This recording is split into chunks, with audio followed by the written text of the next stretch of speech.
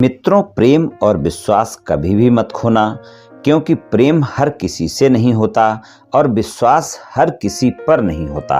जय श्री कृष्ण मित्रों, फिर एक बार बहुत बहुत हार्दिक स्वागत है आप सभी का। आज हम बात करेंगे एम नाम वाले लोगों के बारे में। मित्रों, व्यक्ति के नाम के प्रथम अक्षर से व्यक्ति के बारे में बहुत कुछ जाना जा सकता है। यहाँ पर हम एम नाम वाले लोगों के अगस्त से लेकर अक्टूबर तक के प्रेम संबंध और वैवाहिक संबंध के राशिफल की चर्चा करेंगे और अंत में उपाय की चर्चा भी करेंगे। इसलिए वीडियो को पूरा अंत तक देखें व सुने, तभी आप एम नाम वाले लोगों के अगस्त से लेकर अक्टूबर तक के राशिफल की पूरी जानकारी प्राप्त कर पाएंगे। मित्रों, अगर आपके नाम का प्रथम अक्षर अंग्रेजी के एम लेटर से शुरू होता है तो ये वीडियो आपके लिए है, आप इसे देख व सुन सकते हैं। तो चलिए मित्रों, शुरू करते हैं। एम नाम वाले लोगों के अगस्त से लेकर अक्टूबर तक के प्रेम संबंध और वैवाहिक संबंध के राशिफल की चर्चा करते हैं। तो सबसे पहले हम एम नाम वाले लोगों के प्रेम संबंधों की बात करेंगे। प्रेम संबंधों की बात करें तो प्रेम संबंधों के मामले में आपको मिले जुले परिणाम देखने को मिलेंगे अगस्त से लेकर अक्टूबर तक के समय में। और प्रेम संबंधों में आपको अपने साथी के साथ गलतफहमियों से बचना बहुत आवश्यक होगा। गलतफहमियां ज़्यादा हो सकती हैं। आप अपने साथी के साथ कहीं घूमने फिरने जा सकते हैं, लेकिन गलतफहमियां आपका पीछा नहीं छोड़ेंगी और गलतफहमियां और शंकाएं आपके संबंधों में बनी रहेंगी। तो प्रेम संबंधों में इस बात का विशेष ध्यान रखकर चलें कि आपस में गलतफहमियां बिल्कुल ना होने दें और आप अपने संबंधों में मधुरता बनाकर रखें और विश्वास बनाकर रखें, तभी आपको अच्छे परिणाम मिल पाएंगे। और प्रेम संबंधों के मामले में अगर आपके प्रेम संबंध नए हैं तो यहाँ पर आप देखेंगे कि प्रेम संबंधों में काफ़ी अच्छे परिणाम देखने को मिलेंगे। आपकी मुलाकातें भी होंगी, रोमांस भी होगा। और अगर पुराने प्रेम संबंध हैं तब भी रोमांटिक समय रहेगा और मुलाकातें भी होंगी, लेकिन पुराने प्रेम संबंधों में गलतफहमियां भी हो सकती हैं। इस बात का ध्यान रखें। आपके परिवार के सदस्यों को लेकर आपके साथी के साथ कोई भी बातचीत हो सकती है और वो वाद विवाद फिर ज़्यादा भी हो सकते हैं। तो प्रेम संबंधों में थोड़ा सा आप धैर्य और संयम का परिचय दें।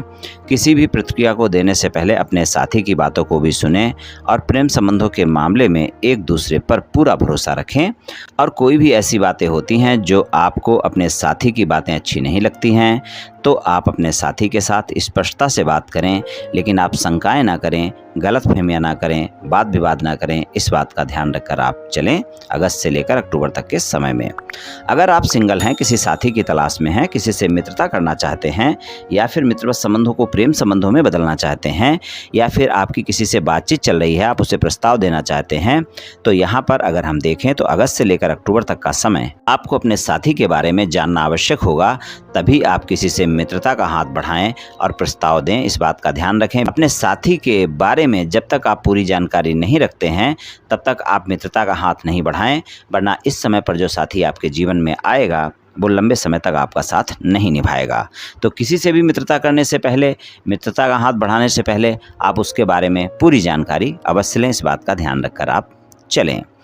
और अगर आपके प्रेम संबंध बहुत पहले से हैं और प्रेम संबंधों में कोई वाद विवाद चल रहा है, नो कॉन्टैक्ट सिचुएशन चल रही है, आपके साथी के साथ आपकी बातचीत नहीं हो रही है, आप चाहते हैं कि आपका साथी दोबारा से संबंधों में आए और आपकी नो कॉन्टैक्ट सिचुएशन समाप्त हो और आपकी दोबारा से बातचीत हो, तो अगर आप अपने साथी को मनाना चाहते हैं तो यहाँ पर भी आप प्रयास कर सकते हैं। आपको सफलता मिल सकती है और उसके लिए आप 3 महीने प्रयास कर सकते हैं, लेकिन 17 अगस्त से 17 सितंबर तक का ज़्यादा अच्छा समय है। अगर आपके साथी के साथ कोई ज़्यादा वाद विवाद चल रहा है तो इस समय पर आप प्रयास करें। आपकी no contact situation contact situation में बदल सकती है और आपके साथी के साथ आपके प्रेम संबंध दोबारा से सामान्य हो सकते हैं। आप अपने साथी से वाद विवाद खत्म करते समय किसी तीसरे व्यक्ति की एंट्री ना दें और डायरेक्ट बातचीत करें। और अगर आपके वाद विवाद इसलिए हुए हैं कि आप प्रेम संबंधों में ईमानदार नहीं हैं या आपने अपने साथी से झूठ बोला है, तो सारी सच्चाई अपने साथी के साथ साझा करें। और आपने अगर गलती की है तो सॉरी भी बोलने में कुछ नहीं जाता है। आप अपने साथी को मना सकते हैं और आप ईमानदार रहें प्रेम संबंधों में और आप अपने साथी के साथ दोबारा ऐसी गलती ना करें। जो भी बातें हैं सच्चाई के साथ शेयर करें, तभी आपको पूरी तरह सफलता मिल सकती है। तो कुल मिलाकर अगर हम देखें तो आपके लिए प्रेम संबंधों में सामान्य परिणाम मिलेंगे इन 3 महीनों में। और अगर आपके साथी के नाम का प्रथम अक्षर अंग्रेजी के एम लेटर से शुरू होता है, टी लेटर से शुरू होता है या एफ लेटर से शुरू होता है या फिर ए, सी या एल लेटर से शुरू होता है, तो आप देखेंगे आपके साथी के साथ संबंधों में ज़्यादा भरोसा आपका बना रहेगा, मधुरता आपकी बनी रहेगी और प्रेम संबंध आपके ज़्यादा मजबूत होंगे। वैवाहिक संबंधों की बात करें तो वैवाहिक संबंधों में भी आपका साथी आपके बारे में जानना चाहेगा, और अगर आपके विवाह से अलग कोई संबंध हैं तो इन 3 महीनों में आपके साथी को पता चल सकते हैं और वहाँ पर वाद विवाद देखने को मिल सकता है। वैवाहिक संबंधों में भी ईमानदार रहना बहुत आवश्यक है। आपका जीवन साथी आपके बारे में बहुत कुछ जानना चाहेगा, इस बात को आप याद रखकर चलें इन 3 महीनों में। और अगर आप वैवाहिक संबंधों में ईमानदार रहते हैं तो आप देखेंगे कि आपके संबंधों में मधुरता भी रहेगी और संबंध भी मजबूत होंगे। और अगर आपके जीवन साथी के साथ किसी भी प्रकार का कोई मतभेद चल रहा है, उसे आप समाप्त करना चाहते हैं, तो 17 अगस्त से 17 सितंबर तक का ऐसा समय है जब आप प्रयास कर सकते हैं और आपके मतभेद समाप्त हो सकते हैं। लेकिन वैवाहिक संबंधों में जैसा मैंने पहले बोला है, ईमानदारी बहुत आवश्यक है। आपको अपने अहम पर भी नियंत्रण रखना होगा, क्रोध पर नियंत्रण रखना होगा और ईमानदारी से अपने साथी को मनाना होगा, तो आपके मतभेद समाप्त हो सकते हैं। और वहाँ पर इन 3 महीनों में कभी भी आप प्रयास कर सकते हैं, लेकिन 17 अगस्त से 17 सितंबर तक का समय ज़्यादा अच्छा रहेगा, जब आपका साथी आसानी से मान सकता है और आपके मतभेद वैवाहिक संबंधों में समाप्त हो सकते हैं। ससुराल पक्ष के लोगों के साथ संबंध आपके सामान्य रहेंगे, लेकिन अगर कोई वाद विवाद ससुराल पक्ष के लोगों के साथ चल रहे हैं तो वो आपके इन 3 महीनों में आसानी से समाप्त नहीं होंगे। और अगर कोई वाद विवाद नहीं है, फिर भी आप अपने ससुराल पक्ष के लोगों के साथ बातचीत करते वक्त वाणी पर संयमित अवश्य रहें और कोई भी गलतफहमियां ना बढ़ने दें, वरना वहाँ पर आपके फिर ज़्यादा अच्छे संबंध नहीं रहेंगे और सामान्य परिणाम ही आपको मिलेंगे ससुराल पक्ष के लोगों के साथ संबंधों में भी। तो कुछ इस तरह के परिणाम मिल सकते हैं आपको प्रेम संबंध और वैवाहिक संबंधों में। चलिए उपाय की बात करते हैं।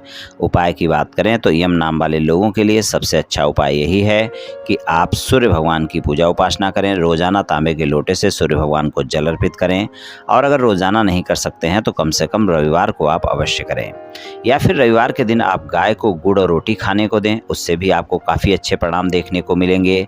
और गुरुवार वाले दिन आप गाय को आटे की लोई खिलाएं। ये उपाय आप 3 महीने करते रहें। इनमें से एक उपाय भी कर सकते हैं या फिर 3 उपाय कर सकते हैं, आपको निश्चित ही लाभ देखने को मिलेगा।